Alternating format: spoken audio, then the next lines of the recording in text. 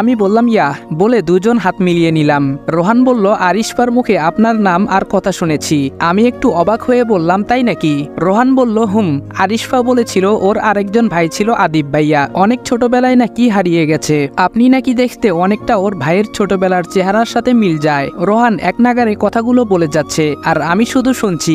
রোহান আরো অনেক কথা বলল, সাথে আমিও টুকটাক বললাম। আমি বললাম, আচ্ছা থাকো, আমি উঠলাম। রোহান বলল, সে কি, আপনারা তো কিছু নিলেন না। আমি বললাম, এখন সময় নেই ভাই, পরে এক সময় এসে পেট পুরে খাবো, বলেই বেরিয়ে এলাম। আর রোহান ওখানেই দাঁড়িয়ে আমাদের দিকে তাকিয়ে থাকলো। বেশ অনেকক্ষণ আমরা চৌধুরী ম্যানশনে ছিলাম, কিন্তু রৌফ চৌধুরীকে দেখলাম না। হয়তো অফিসের কাজে ব্যস্ত, কিন্তু এখন তো অফিসে থাকার কথা না। যাকগে, এত কিছু ভেবে লাভ নেই। কিছুক্ষণের মধ্যে গাড়ি পৌঁছে গেছে।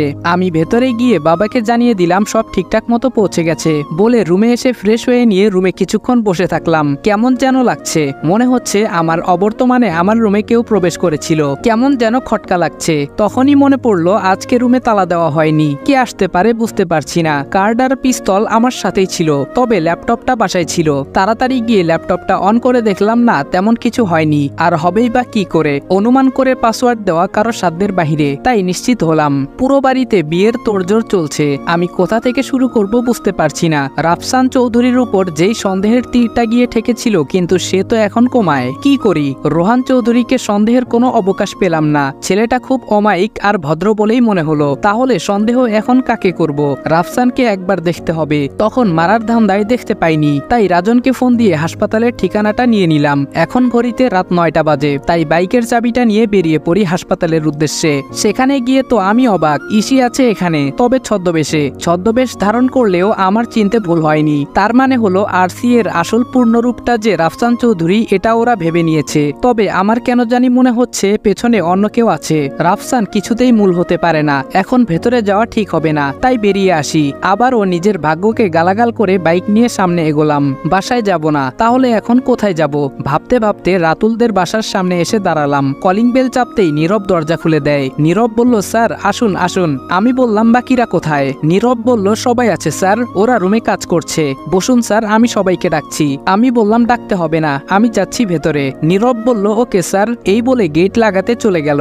আর আমি ভেতরের দিকে গেলাম। আমায় ঢুকতে দেখে 3জন উঠে দাঁড়ালো। আমি বললাম, বসো বসো, কাজ কত দূর? অগ্নি বলল, স্যার আশা করছি খুব তাড়াতাড়ি আমরা একটা কুল কিনারা পেয়ে যাব।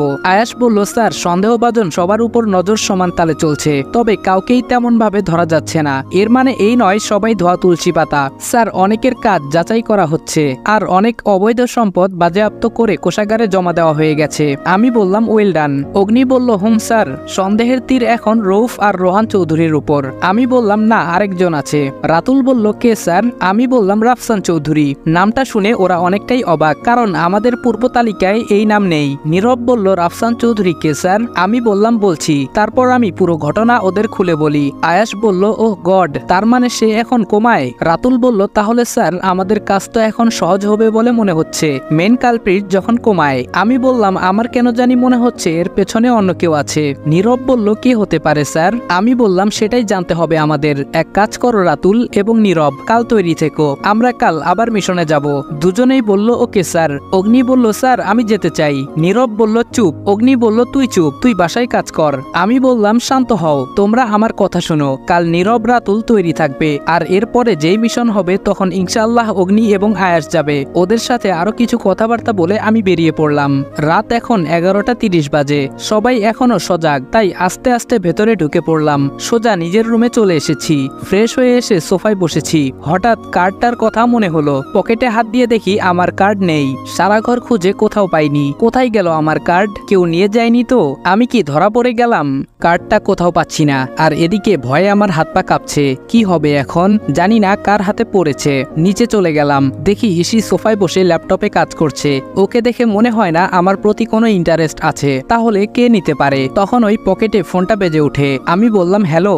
রাতুল বলল, স্যার আপনার কার্ডটা ফেলে গেছেন। কথাটা শোনার পর আমার কতটা শান্তি লাগছে বিশ্বাস করেন, বলে বোঝাতে পারবো না। আমি বললাম, থ্যাংক গড। রাতুল বলল, কি হয়েছে স্যার? আমি বললাম, আর বলো না, কার্ডটা না পেয়ে আমি অনেক ভয় পেয়ে গেছিলাম। আচ্ছা যাই হোক, বাদ দাও, তোমার কাছে রাখো, পরে নিয়ে নেব। রাতুল বলল, আচ্ছা স্যার, বলে ফোনটা কেটে দিয়ে অনেকটা শান্তি পেলাম। তাই ড্রয়িং রুমেই দাঁড়িয়ে স্বস্তির নিঃশ্বাস ফেলছি। তখন ওই ইসি আমার সামনে ওর রুমের দিকে যাচ্ছে, আর আমার দিকে কেমন যেন সন্দেহের চোখে